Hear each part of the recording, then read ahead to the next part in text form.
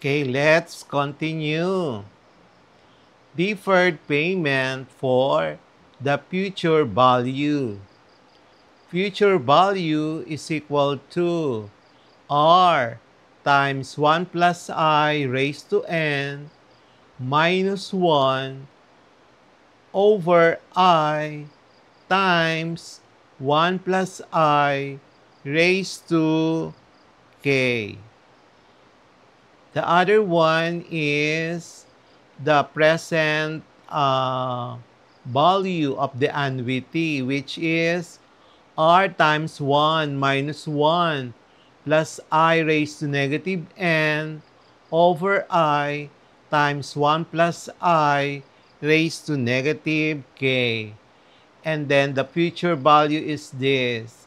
FB is equals to R times 1 plus I raised to n minus 1 over I times 1 plus I raised to k. Practice problems for our quarter 4 numbers and algebra lesson Roman numeral number 2, illustrating simple, general, and deferred annuities. Number 1.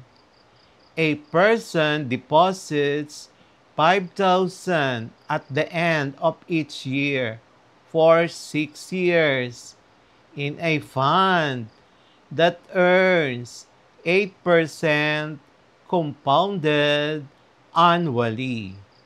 What is the future value of the annuity? So we're given 5,000, our R, end of each payment, and N is 6 years. And then I is 8% per year.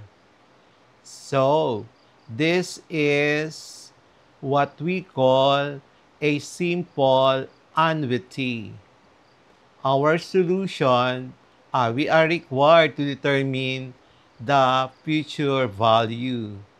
So, the solution, FB is equal to R times 1 plus I raised to n minus 1 over I.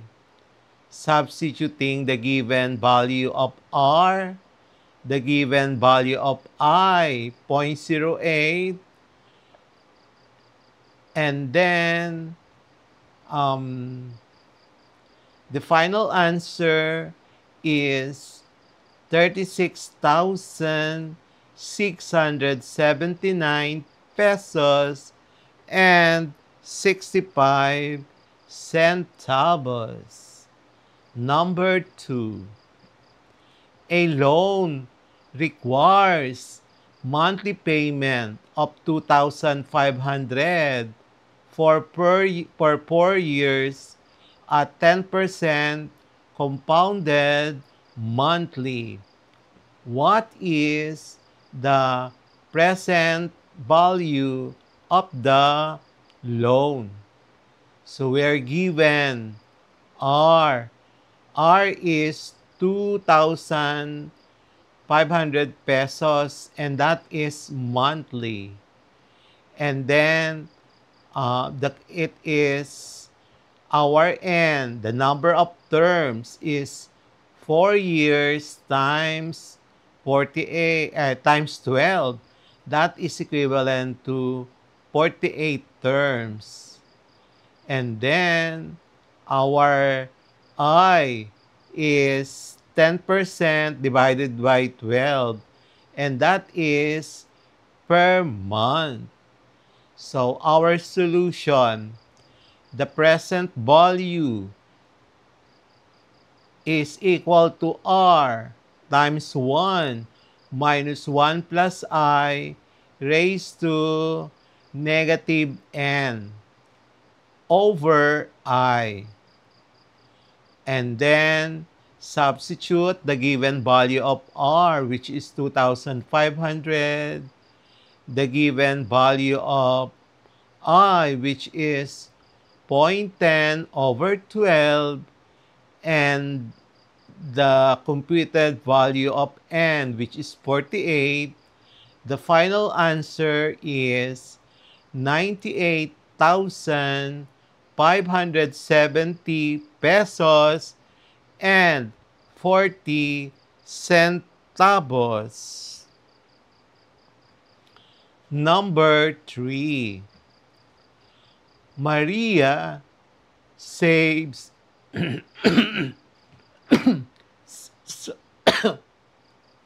1,000 pesos every quarter for 5 years. An account earning 6% compounded quarterly. Find the future value. So given our R is 1,000 pesos and that is quarterly. So the number of terms is 5 years times 4, which is 20. Our I is 6% divided by 4, and that is per quarter. So therefore, the required is the future value. Using the formula, FB is equal to R times 1 plus I raised to N minus 1 over I. Substituting the given value of R, the computed value of N, and the value of I, the computed and final answer is 23,123 pesos and 67 centavos. Number 4. A company set aside 50,000 at the end of its year for 10 years in a fund, earning 7% compounded annually. How much will be accumulated? This is again a simple annuity because the payment is annually and then the interest is also per year. So we're given R is equal to 50,000 annually, and then N is equal to 10. I is equal to 7% per year. So required FB solution. Use the formula. FB is equal to 50% times 1.07 raised to 10 minus 1 over 0.07. Final answer, 690,822 pesos and 40 centavos. Number 5. A car loan requires payments of 12,000 at the end of each month for 3 years with interest at 9% compounded monthly. Find the present value. So payments are made at the end of each month and the interest is compounded monthly. So that means that is also a simple annuity. So we are given R is equal to 12,000 monthly. Our N is 3 years times 12. That's equal to 36. Our I is 9% over 12. That is per month. We are asked to determine the present value.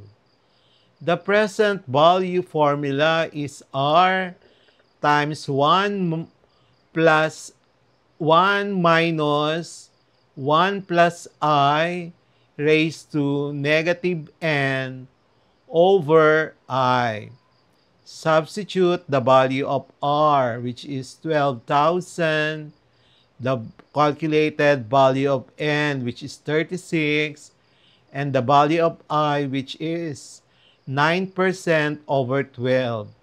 9%, that is 0.009. And then substitute in our formula, the final answer is 377,361 pesos and 66 centavos.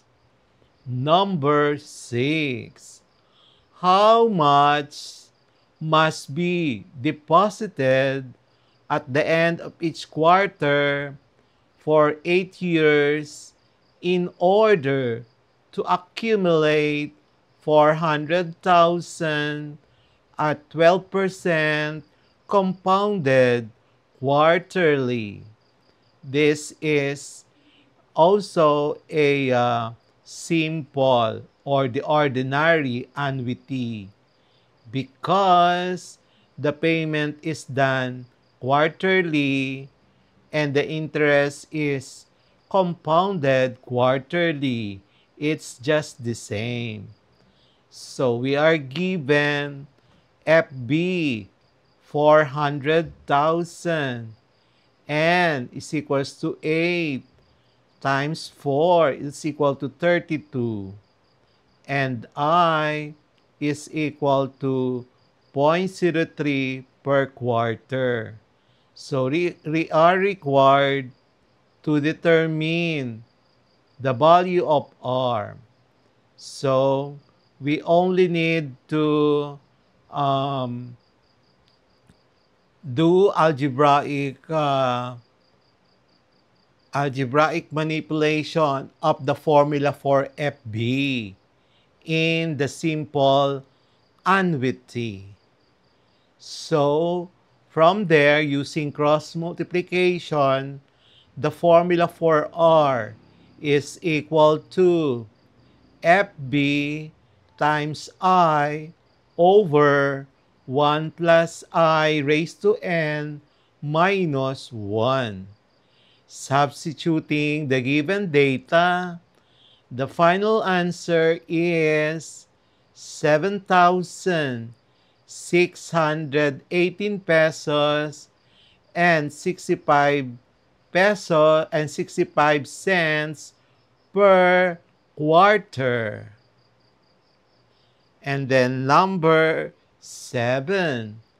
A student borrows 100,000 pesos payable in equal monthly installments for 5 years at 8% compounded monthly.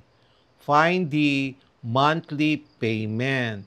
So since it's also monthly payment is the same as the 8% compounded monthly, we also use the same formula. The formula for R is PB times I over 1 minus 1 plus I raised to negative 9. So that formula came from the formula for PB, present value, in a simple annuity. Substituting the given data, The final answer is 2,000 pesos, ay 2,027 pesos and 64 centavos per month.